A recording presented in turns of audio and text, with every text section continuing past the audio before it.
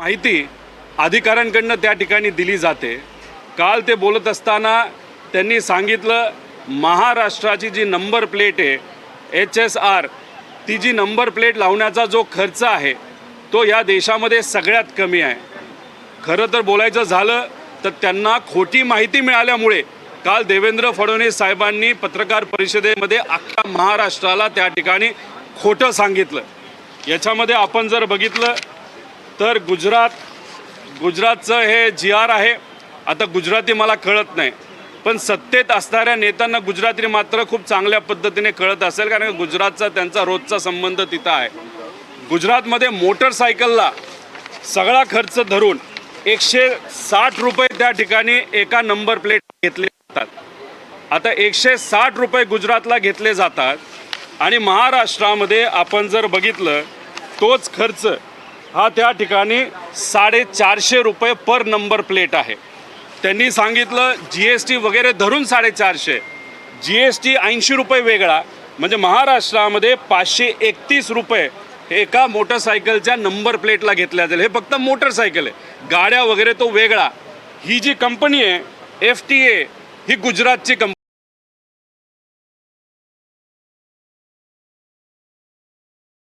देते आहे आणि FTA कंपनी गुजरातमध्ये 160 रुपयाला देते आहे। त्याचा अर्थ सामान्य लोकांच्या खिशातून ही गुजरातची कंपनी सरकारच्या मदतीने 2000 कोटी रुपये अतिरिक्त त्यांच्या खिशामध्ये त्या ठिकाणी घालणार आहे। कंपनीच्या खिशात चाललेत का मंत्र्याच्या खिशात, हे कुठेतरी त्या ठिकाणी सांगण्याची जरूरत आहे। काल पत्रकार परिषद बघितली तर ते म्हणाले की आमच्यात कुठेही काही चुकीचं नाही, आम्ही कुरघोड्या करत नाही। खरं तर फेविकॉलच्या जोड आहे या सरकारमध्ये, असं कुठेतरी त्या ठिकाणी त्यांनी सांगितलं। आणि त्याच्यात देवेंद्र फडणवीस साहेबांनी सांगितलं मी कुठेही स्थगिती दिली नाही, मी कुठेही कुठल्या विभागामध्ये त्या ठिकाणी हस्तक्षेप घेतला नाही। मग मला देवेंद्र फडणवीस साहेबांना विचारायचं आहे की मग ST बस भाडेतत्वावर देण्याचे 2000 कोटीचा भ्रष्टाचार ज्याच्यामध्ये झाला, जो मुद्दा आम्ही काढला होता, त्याच्यावर तुम्ही स्थगिती का आणली, हे कुठेतरी त्या ठिकाणी तुम्ही सांगितलं पाहिजे लोकांना। ठाण्याची खाडी सुशोभीकरणासाठी ज्याचा बेसिक खर्च 1300 कोटी होता, पण काम दिलं होतं 2600 कोटी, हे का तुम्ही त्या ठिकाणी स्थगित केलं, हे लोकांना त्या ठिकाणी तुम्ही सांगितलं पाहिजे। शेतमाल खरेदी गैरव्यवहार जो झाला, आत्ताचे मंत्री जे भाजपचे नेते आहेत, आधीचे मंत्री हे शिंदे साहेबांचे नेते त्या ठिकाणी होते, आत्ताचे नेते GR मध्ये लिहित आहेत, याच्या आधी गैरव्यवहार झाल्यामुळे आम्ही GR त्या ठिकाणी बदलत आहोत, हे कुठेतरी सांगण्याची आज तिकडं जरूरत आहे। मुंबई महानगरपालिकेमध्ये 1400 कोटीचे टेंडर हे परत एकदा त्या ठिकाणी लक्ष घालून त्याच्यामध्ये चौकशी ही या सरकारने लावलेली आहे। त्याच्याचबरोबर इतरही आपण OSD नेमणूकच्या बाबतीत बोलायचं झालं तर 125 पैकी 109 OSD नियुक्त केले आणि बाकीचे 16 OSD जे होते ते कुठंतरी सेटर होते, सेटिंग करायचे असं त्यांनी सांगितलं। जर देवेंद्र फडणवीस साहेब सांगतात की 16 सेटिंग करणारे तिथं OSD होते, ते OSD कोणाचे होते हे तिथं सरकारला लोकांना त्या ठिकाणी त्यांनी सांगितलं पाहिजे। आणि जर तुम्हाला माहिती हे सेटिंग करणारे OSD होते, मग त्यांच्यावर आत्तापर्यंत तुम्ही कारवाई का केली नाही। पण विषय एवढाच आहे की देवेंद्र फडणवीस साहेबांनी ज्या ज्या कारवाई केल्या, नाही तर या सरकारने ज्या ज्या गोष्टीची स्थगिती दिली, त्याच्यामध्ये फक्त शिंदे साहेबांचे विभाग आणि अजितदादांचे विभाग त्याच्यामध्ये होते। पण त्याच्यामध्ये मला एवढंच सांगायचं आहे, मी देवेंद्र फडणवीस साहेबांचं अभिनंदन आणि आभार व्यक्त करतो की आम्ही जे मुद्दे काढले होते ज्याच्यामध्ये 50-60 हजार कोटीचा भ्रष्टाचार झाला, त्याच्यामध्ये काही मुद्दे त्यांनी घेतले, भाजपच्या नेत्यांचे सुद्धा मुद्दे।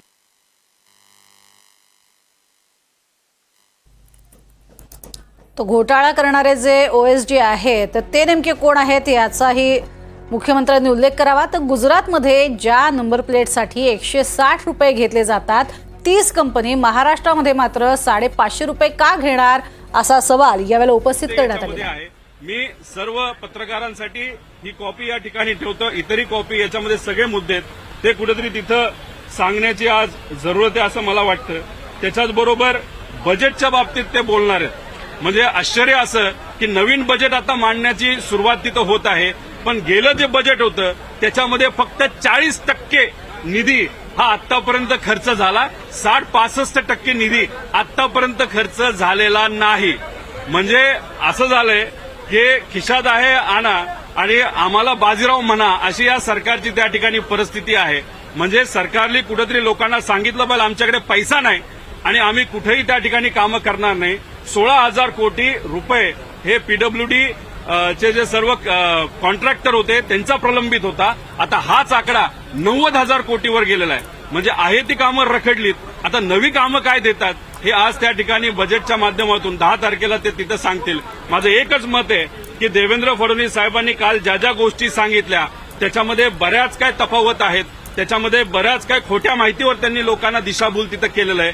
इथं येऊन नाहीतर अधिवेशनामध्ये देवेंद्र फडणवीस साहेबांनी खरं काय या नंबर प्लेटच्या बाबतीत म्हणजे गरिबाकडनं तो तुम्ही गुजरातसाठी जो पैसा गोळा करणार आहे हे कुठेतरी सांगण्याची जरूरत आहे. आणि अजितदादांनी हे सुद्धा सांगण्याची जरूरत आहे फायनान्स मिनिस्टर, कारण अतिशय शिस्त असणारा एक व्यक्तिमत्व, एक नेता, पण बजेटच्या बाबतीत बोलायचं झालं तर त्यांच्याच खात्याचं जे बजेट आहे ते 16% खर्चित आहे आणि 84% अजूनपर्यंत खर्चित नाही.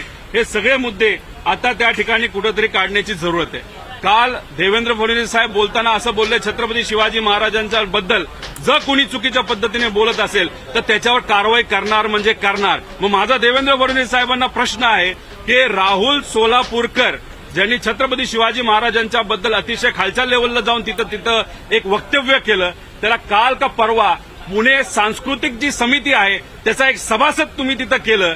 म्हणजे तिथं तुम्ही एका बाजूला शिवाजी महाराजांच्या विरोधात जर कोणी बोलत असेल नाही तर महापुरुषांच्या विरोधात बोलत असेल तर आम्ही कारवाई करू असं सांगता, दुसऱ्या बाजूला तुम्ही त्याच व्यक्तीला तिथं एक पद देऊन त्याला बक्षीस दिल्यासारखं तिथं करता.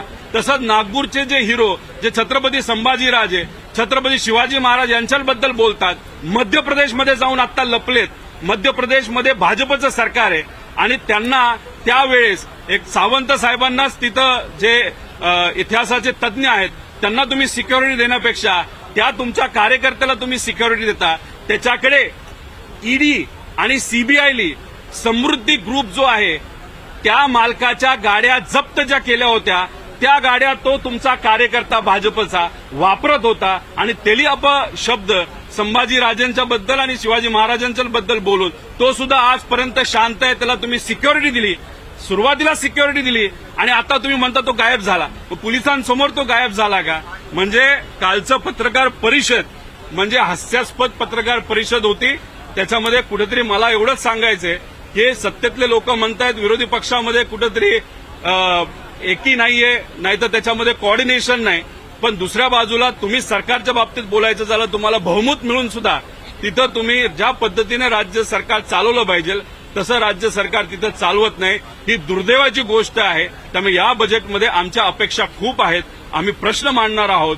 सामान्य लोकांच्या सुरक्षतेचे प्रश्न, महिलांच्या सुरक्षतेचे प्रश्न, बेरोजगारीचे प्रश्न, भ्रष्टाचाराचे प्रश्न, शेतकऱ्याचे प्रश्न बरेच काय आहेत आणि या अधिवेशनामध्ये आमच्यासारख्यांना बोलण्याची संधी दिली अशी अपेक्षा. कारण कालच्या पत्रकार परिषदेमध्ये एकच वाक्य हे देवेंद्र फडणवीस साहेबांचं आम्हाला आवडलं की आम्ही अध्यक्षांना विनंती करणार आहोत की नवीन आमदारांना त्या ठिकाणी बोलण्याची संधी दिली गेली बाहेर. तसं बघितलं तर आम्ही दुसरी टर्म असली तरी गेल्या टर्ममध्ये आम्हाला सुद्धा जास्त बोलून दिलं नव्हतं. तेव्हा आमच्यासारख्या आमदारांना तुम्ही बोलून जर देणार असाल आणि फक्त बोलून मोकळं न होता खऱ्या अर्थाने तुम्ही ते लागू करणार असाल तर त्या गोष्टीचं त्या स्टेटमेंटचं आम्ही नक्कीच स्वागत करतो. एवढंच या ठिकाणी आपल्याला सांगतो. जर तुमचे काही प्रश्न असतील तर त्याला नक्कीच उत्तर देण्यासाठी मी तयार आहे. मंत्र्यांचे राजीनामे या मुद्द्यावर काही बोलला नाही. मुख्यमंत्र्यांचे राजीनामे मागितले जात आहेत त्या संदर्भामध्ये आपली भूमिका काय आहे? माणिकराव कोकाटेंवर काल त्यांनी सांगितलं की प्रकरण न्यायप्रविष्ट आहे, पण धनंजय मुंडेंच्या बाबतीत बघा न्यायप्रविष्ट हा विषय नंतर येतो. पहिली गोष्ट काय की राहुल गांधींच्या बाबतीत सिव्हिल केस होती. राहुल गांधींनी त्या ठिकाणी बोलत असताना एका भाषणामध्ये मोदी आडनावावर त्या ठिकाणी बोलल्यामुळे त्यांच्यावर जी कारवाई झाली होती त्या कारवाईवर कोर्टाने एक निर्णय दिल्यानंतर लगेचच तिथं त्यांना त्यांच्या खासदारकीचा राजीनामा द्यायला लागला होता, नाही तर खासदारकी त्यांची काढली गेली होती. आता दुसऱ्या बाजूला इथं क्रिमिनल केस आहे. क्रिमिनल केस अशी आहे की सरकारलाच कोकाटेंनी त्या ठिकाणी फसवलेलं आहे. म्हणजे सरकारचाच पैसा खोटे कागदपत्र दाखवून तिथं या नेत्याला तिथं खाल्लेला आहे आणि याच्यात सरकार त्यांचीच पाठराखण तिथं करते, कुठेही कारवाई करत नाही. हे म्हणजे हास्यास्पद आणि आश्चर्याची गोष्ट आहे. म्हणून मी सांगतो नैतिकताचा कुठेही संबंध नसणारं हे अनैतिक सरकार आहे असं आपल्याला तिथं बोलावं लागेल. त्यांच्या